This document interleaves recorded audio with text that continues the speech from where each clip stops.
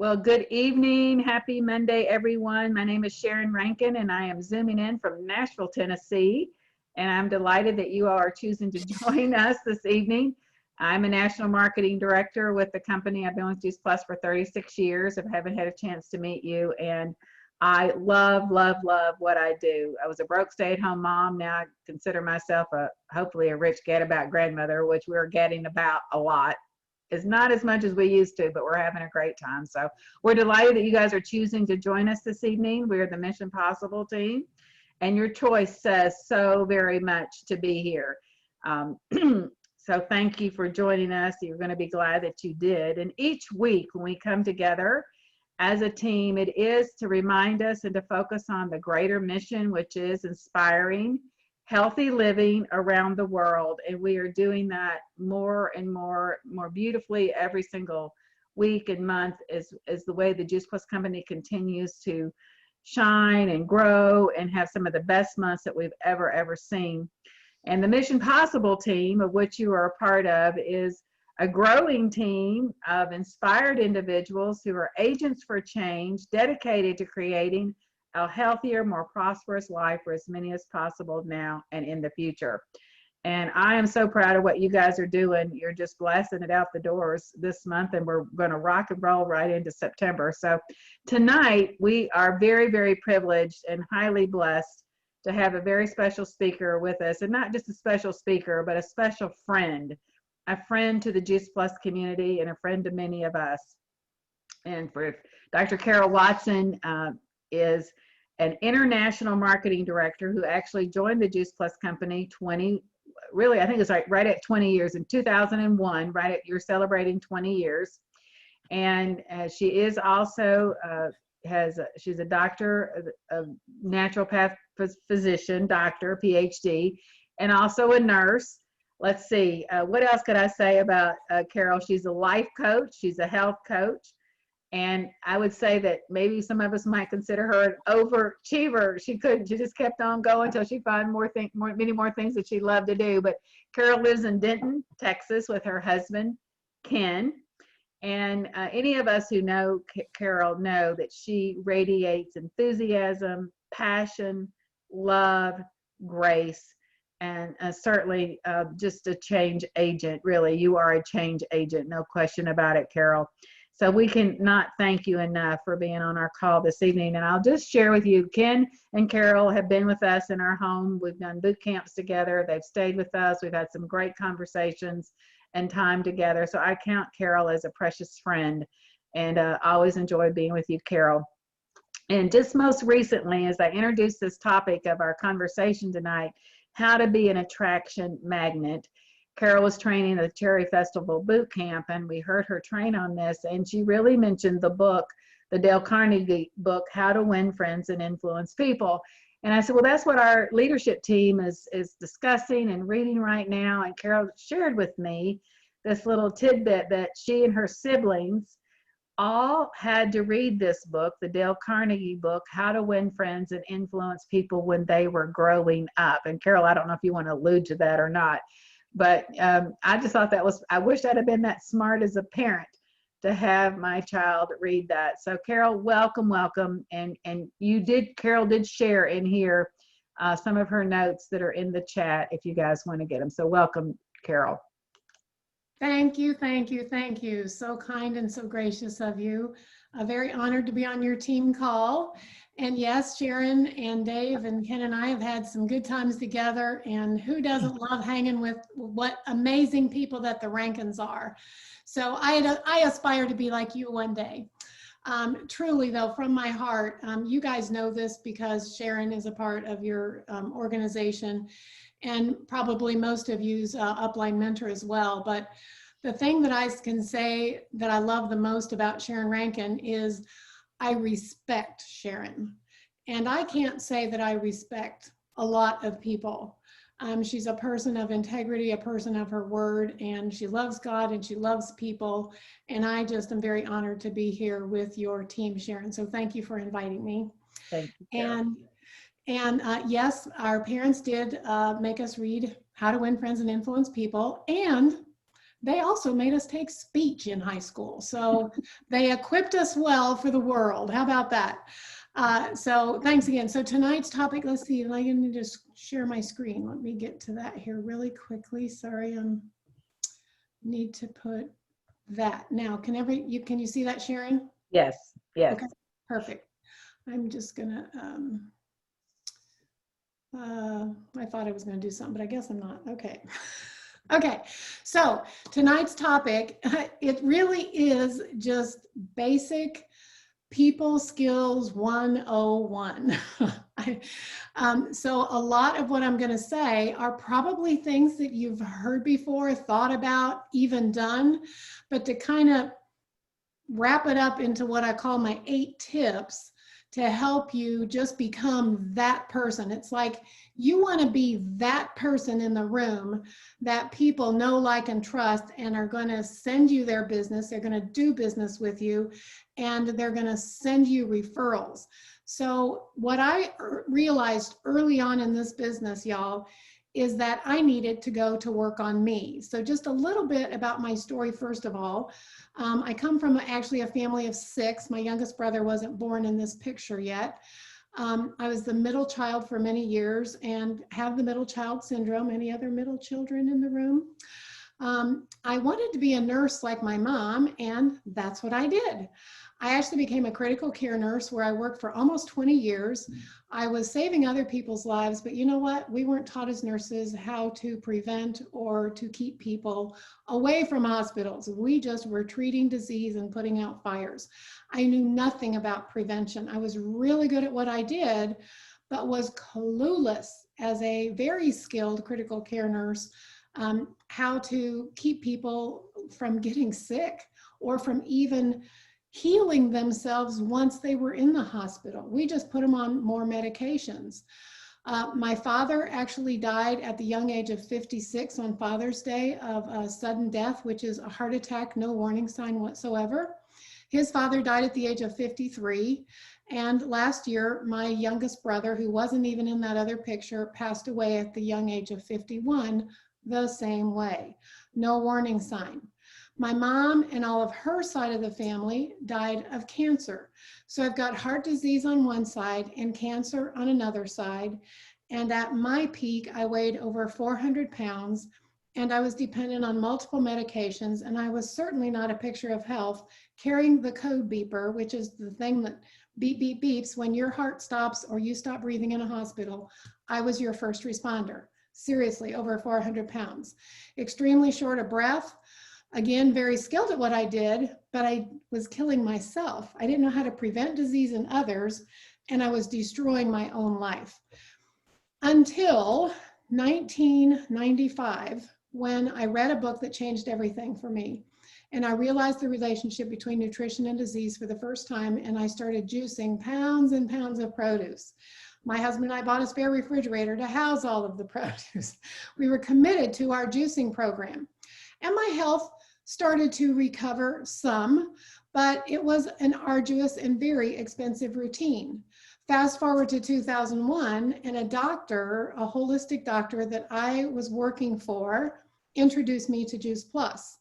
I had started down the road of naturopathy in about 1999, 2000, and I was really seeking to get out of critical care nursing and really pursue this degree as a naturopathic doctor. And Sharon, since you so appropriately called me an overachiever, I have 2 PhDs.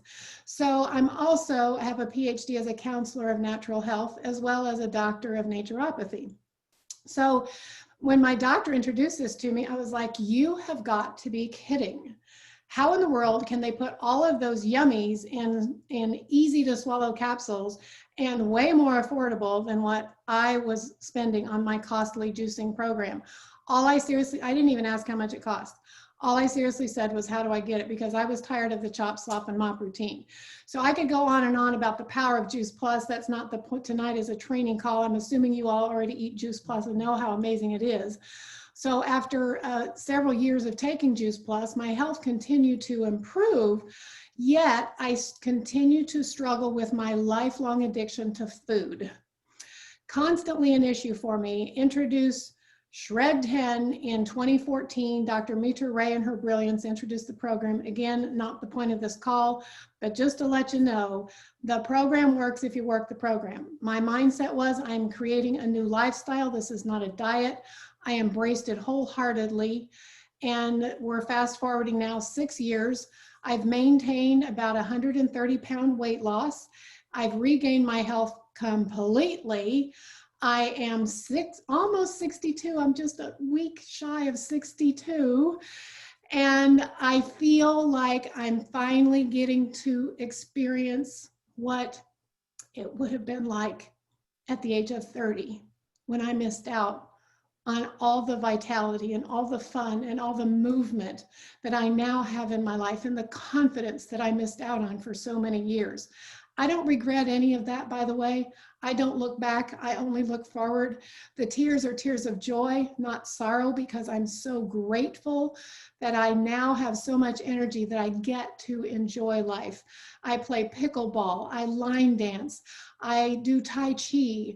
I get on the floor. I get up. I mean, I'm not great. I'm almost 62, up and down off the floor, but I can do it. Whereas before, there was no way I could have done that. So I'm so thankful for the Shred 10 and for Juice Plus as well. And because of the business, I reached that position of National Marketing Director in about 3 years.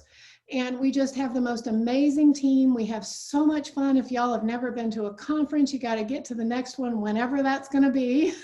Right, Sharon? It's like, oh, I crave people. I'm telling you, it's like our conference would have been coming up in October, and it's going to need to be virtual again. So I'm sending you all virtual hugs. I would just normally be giving out so many hugs. So much fun at conference. And I just always like to include pictures of the team because we do have so much fun, and I am so grateful for my team. So to the point of the training tonight, if we need to, if we need to, what am I trying to say? I'm trying to say is I needed, I don't say you do, but I needed to go to work on me as that insecure child who took everything personally. I took rejection personally. I cried over every no. I didn't want to pick up the phone and call anybody. Of course, we don't pick up the phone anymore, right? We just text people, but the same concept, right? But I like to say that God has a history of using the insignificant to accomplish the impossible. I felt very insignificant, but I truly believe that we, as the insignificant people, are the ones who are truly making the biggest difference, because we can do it with a sense of humility and knowing that this is not about me or you. It's about the person in front of us. If you are not attracting what you want, then we need to go to work on us, because all that a man achieves and all that he fails to achieve is the direct results of his own thoughts. That's a quote by James Allen from his book, As a Man Thinketh. So let's go to work on ourselves and improve our people skills, because the law of attraction says that what you will believe about yourself and how you see yourself is what you will attract. So what do you see when you look in the mirror? People, I'm telling you, will do business with people they know, like, and trust. I've been with this company for almost 20 years now, and I can tell you that the pattern has been the people that seem to go the quickest, the more readily and more easily, and I use that term loosely, are people that already have established a lot of trusting relationships, and there's a lot of people that like them because they're going to buy whatever they're selling. So this is going to help you become that person. So my first tip is to have a strong personal foundation. What I mean by this is you don't have to have a perfectly balanced life, because that's a myth. That's never going to happen. As a life coach, I know that's not even realistic to think that you're ever going to have a balanced life. Not going to happen. However, we can have some sense of balance and order. If your life is always chaotic, if you are always on the run, cutting people off, not taking time to be present with people, you are not the kind of person that somebody's going to want to do business with.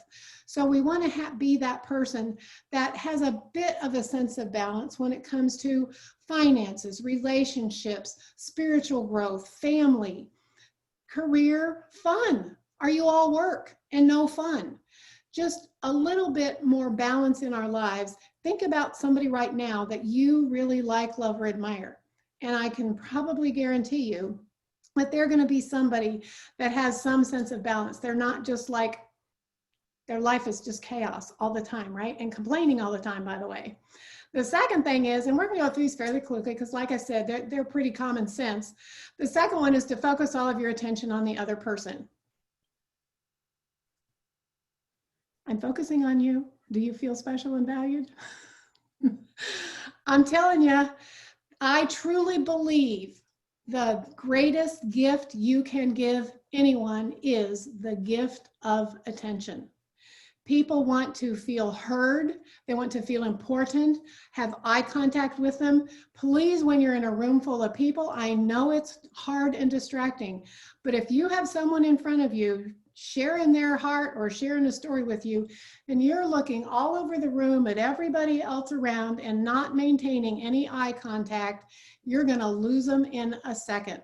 They're not going to want to have anything to do with you. So think about this at a networking event when we get back together. I know on Zoom it's a little bit different.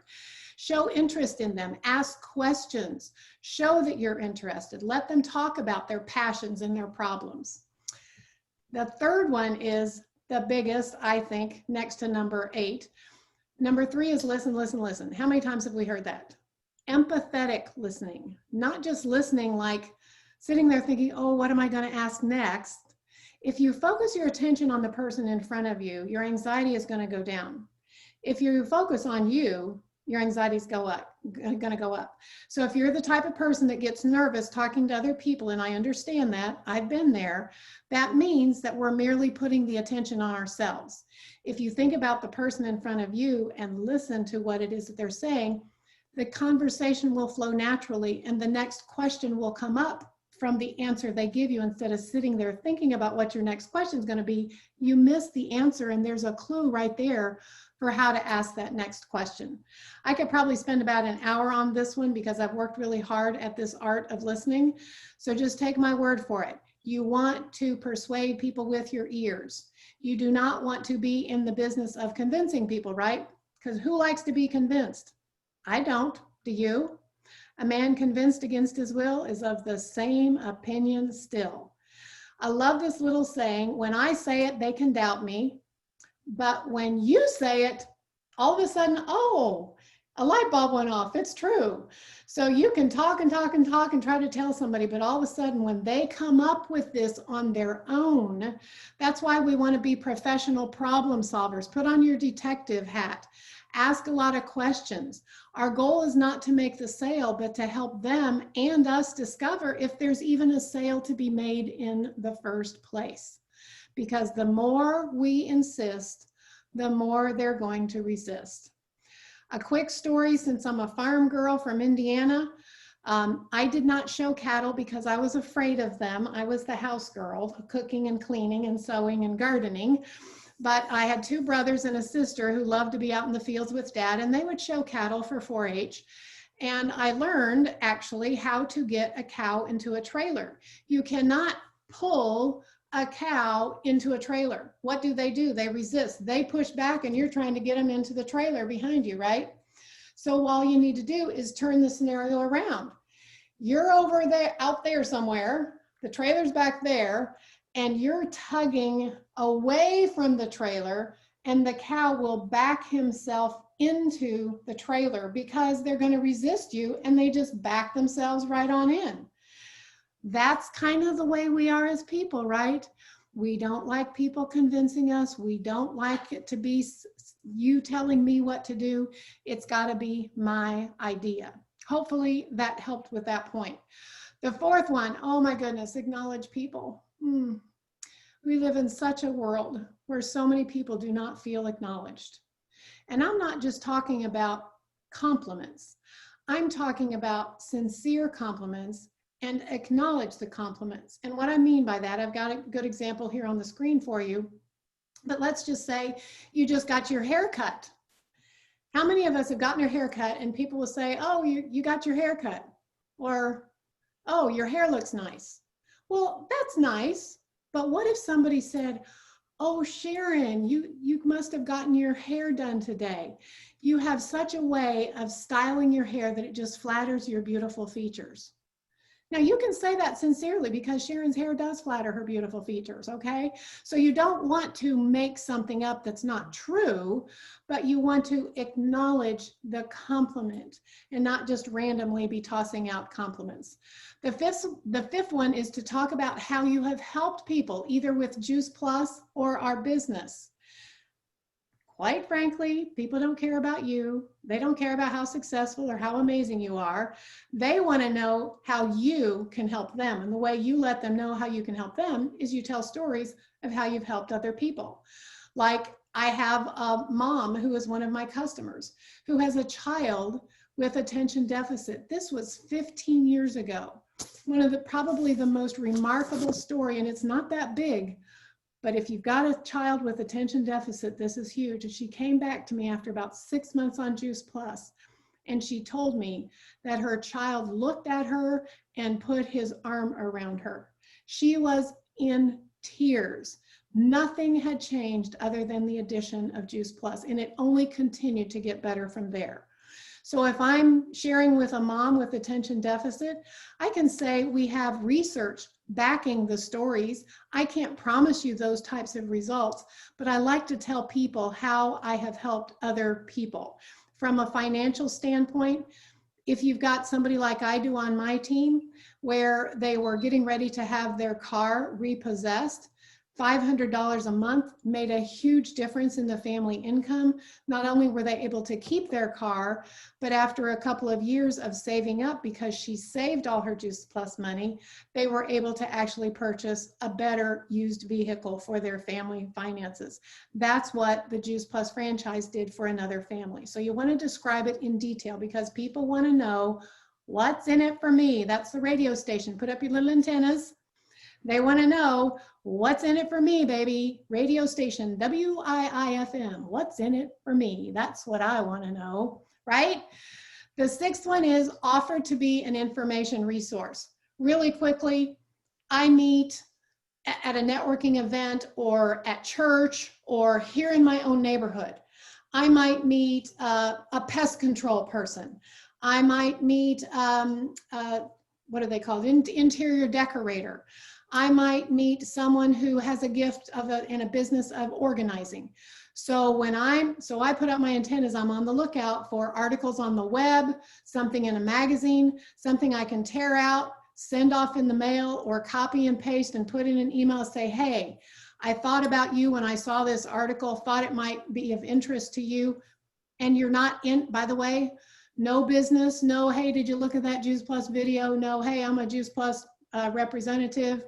Hey, I'm looking to expand my team. You know anybody looking, whatever. No, none of that. It's purely to be of service to others. You are thinking of them. And guess what? You ask them who would be a good referral for you.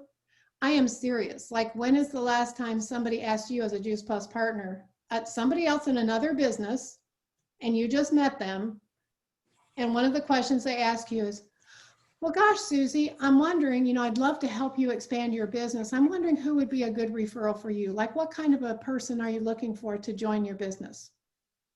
Hello? I would love it if somebody asked me that. So you be that person asking somebody else. And then that leads me to number 7. Then you start sending them referrals. And guess what? When you start sending referrals, they're going to take your calls. They're going to make time for you. They're going to be open to what it is that you have to say. I've been in BNI. I've been in Toastmasters. I'm not currently in any of those, but I am telling you, when I start sending people referrals, they always, always, always have time for me because they appreciate it so much. And the 8th one, I think, is the absolute most important. And that is to really, truly believe and do whatever you can to help that person right in front of you feel like they are the most important person on earth. This is a quote from Earl Nightingale, and it is so true. This kind of ties in with that gift of attention. Make them feel important. Dale Carnegie, actually, in his book, he talks about how, I was trying to remember who it was. It just went out of my mind. But he was getting ready to meet with someone fairly important the next day, whom he didn't really know a lot about. And he stayed up until late after midnight researching this person so that when they got together, he could talk his language, speak to his heart, know what's important to him, and connect at a deep level. So he actually spent time getting to know the person that he could find out about before he actually met with the person.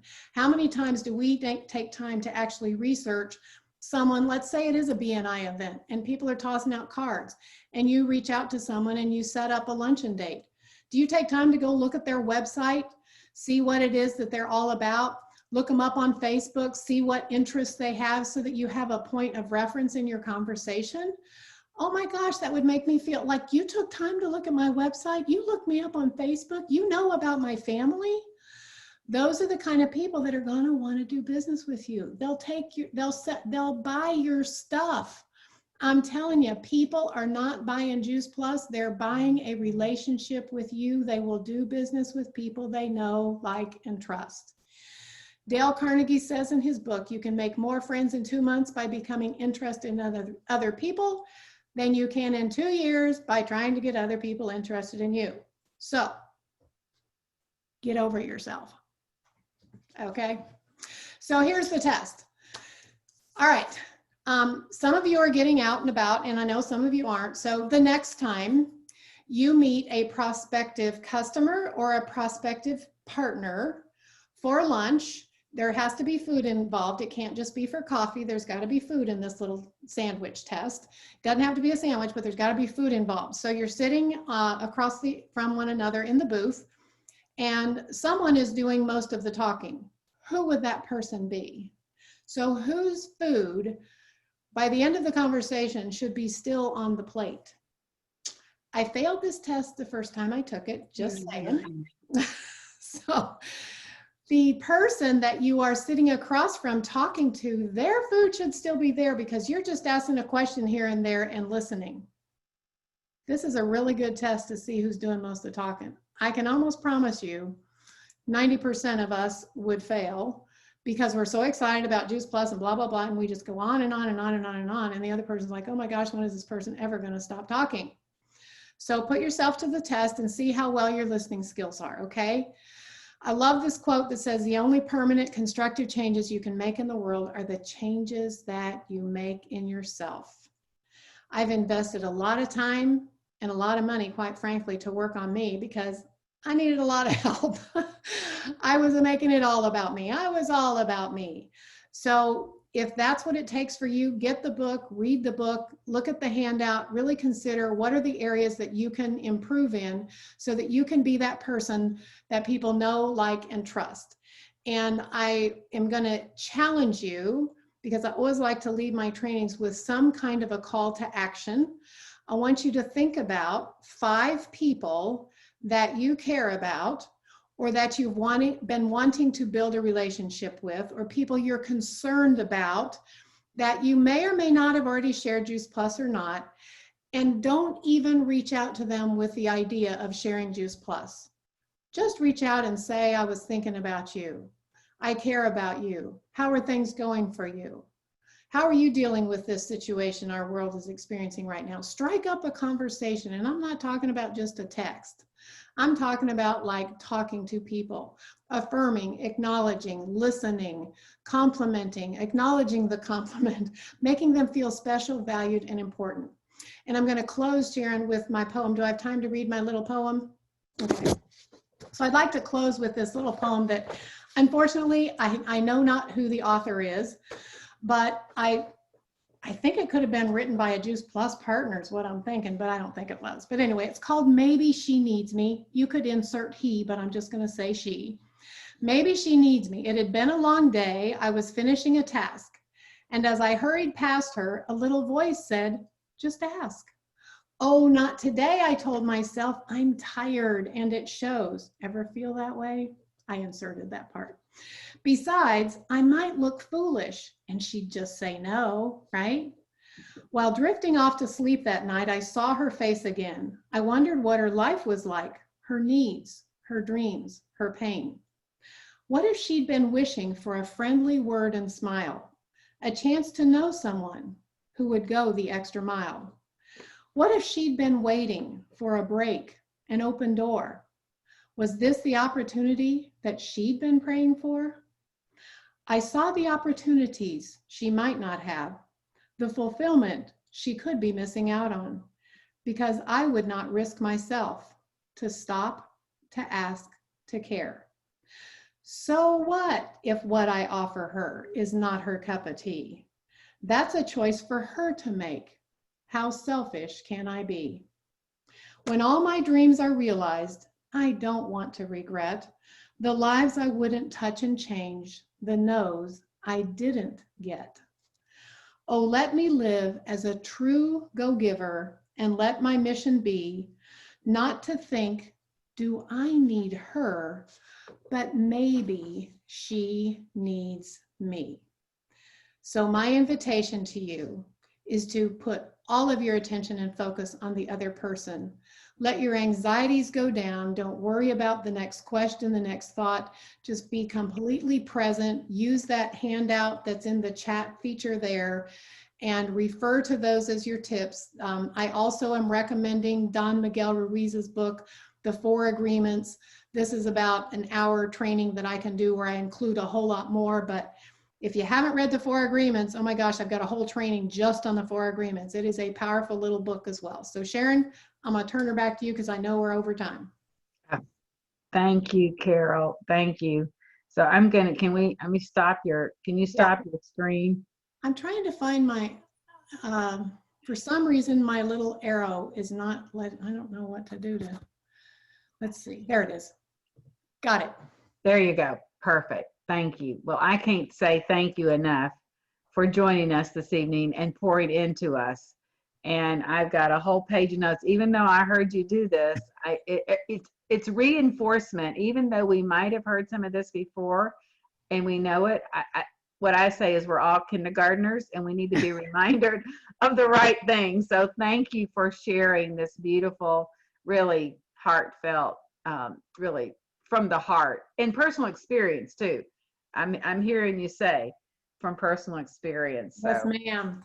yes. And thank you for giving us a challenge that we think about 5 people that we care about, thinking that they may need us, I'm going to do that. So I'll challenge each of us to do that as well. So thank you everyone for being with us tonight. I know that your Monday as we end this day, we have been blessed beyond blessed. I've been on this Zoom connection and to have Carol with us. So thank you, Carol. And you guys can unmute yourself if you want and just say thank you to Carol. Thank you, Dr. Carol. Wonderful. Carol. You were awesome. Thank you. It's wonderful. You know we love you. And I love very you. much. Thank you. Thank you. Thank you. Bye. Everybody have a wonderful week, and we're going to start September strong. Yes. Good night, everybody. Good night. Bye.